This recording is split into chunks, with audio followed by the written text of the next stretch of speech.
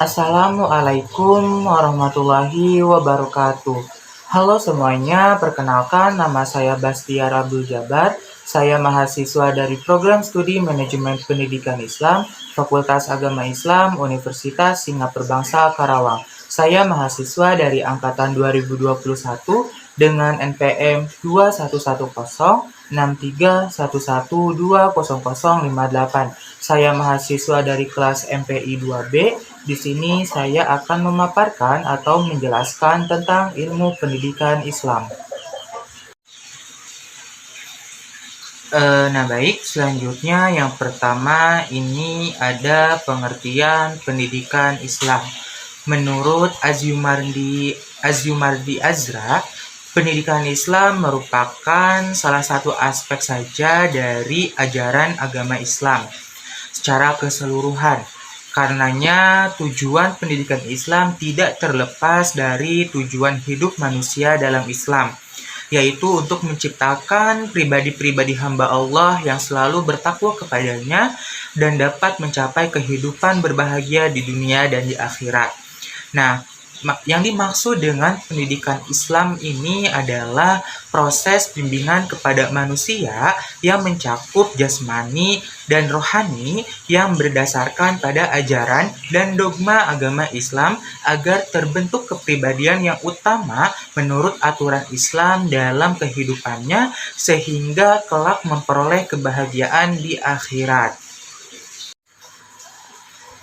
Baik, yakni yang kedua yaitu ada konsep ilmu pendidikan Islam. Konsep ilmu pendidikan Islam ini yang pertama ada al-tarbiyah. Apa sih al-tarbiyah ini?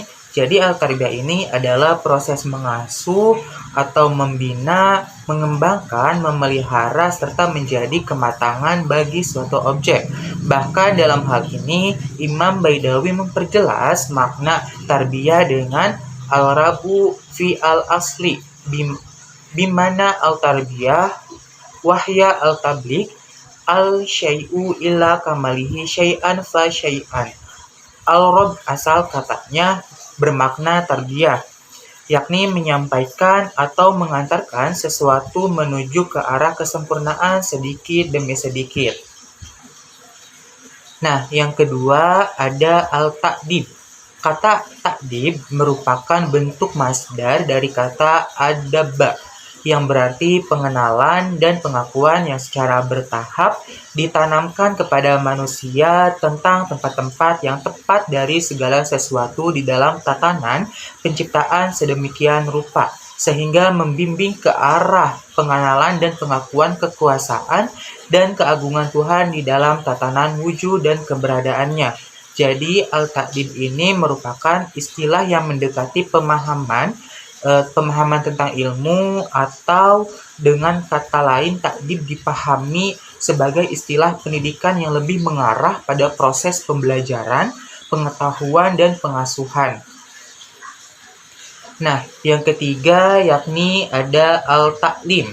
Apa sih yang dimaksud dengan al-ta'lim? Al-ta'lim ini diartikan dengan proses yang terus-menerus diusahakan manusia sejak lahir untuk melakukan pembinaan pengetahuan, pemahaman, pengertian, tanggung jawab, dan penanaman amanah. Batasan pengertian ini dipahami lebih luas cakupannya dibandingkan dengan istilah al-tarbiyah tadi, terutama dalam konteks sekuensi atau cakupan dan wilayah. Bahkan subjek atau objek didiknya. Sementara menurut Adhiya al-Abrashi, taklim diartikan dengan upaya menyiapkan individu dengan mengacu pada aspek-aspek tertentu saja. Al-taklim merupakan bagian dari kecil dari al-tarbiyah al-aqliyah yang hanya mencakup domain kognitif saja dan tidak menyentuh aspek domain afektif dan psikomotorik. Selanjutnya yang keempat ini ada riyadhah. Istilah riyadhah ini merupakan pendidikan yang digunakan dan dikembangkan oleh Imam Al-Ghazali untuk menyebutkan istilah pelatihan terhadap pribadi individu pada fase anak-anak, atau yang dikenal dengan riyadhatus sibyan. Imam Al-Ghazali dalam mendidik anak lebih menekankan pada domain afektif dan psikomotor dibandingkan penguasaan dan pengisian domain kognitif atau intelektual. Nah, baik, selanjutnya yang ketiga ada orientasi ilmu pendidikan Islam. Nah, orientasi pendidikan Islam ini yang filosofis menurut Qur'ani adalah menggunakan prinsip dasar-dasar Al-Qur'an sebagai bahan sandaran atau kebenaran yang hakiki. Adapun indikatornya dikembangkan ke dalam metode-metode yang diterapkan dalam dunia pendidikan saat ini dan tentunya tanpa mengurangi dari esensi Al-Qur'an itu sendiri.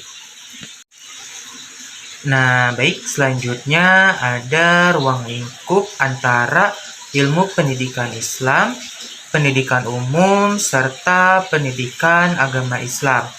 Nah, apa sih ruang lingkup ilmu pendidikan Islam ini? Sebagaimana pengertiannya, maka lingkup bahasan yang menjadi kajian ilmu pendidikan Islam ini adalah masalah-masalah pendidikan atas dasar ajaran Islam yang mencakup aspek tujuan, pendidik, anak didik, bahan, metode, kurikulum, alat evaluasi, dan lembaga-lembaga yang bertanggung jawab terhadap pelaksanaan pendidikan Islam tersebut. Nah, sedangkan pendidikan umum ini mencakup kejuruan, akademik, profesi, vokasi, keagamaan, dan khusus yang secara umum.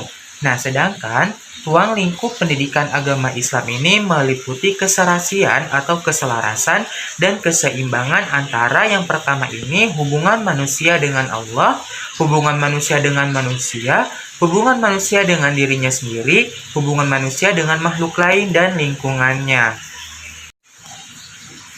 Nah, baik, selanjutnya yang terakhir ini ada fungsi dari ilmu pendidikan Islam.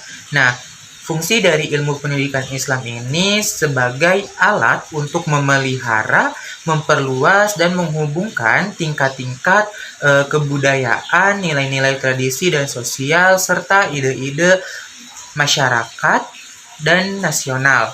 Dan yang kedua ini alat untuk mengadakan perubahan, inovasi, dan perkembangan yang secara garis besarnya melalui pengetahuan dan skill yang baru ditemukan dan melatih tenaga-tenaga manusia yang produktif untuk menemukan perimbangan perubahan sosial dan ekonomi.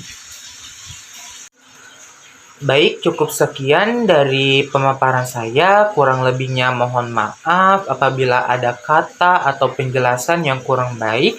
Mohon dimaafkan dan mohon dimaklumi. Kurang lebihnya mohon maaf. Wassalamualaikum warahmatullahi wabarakatuh.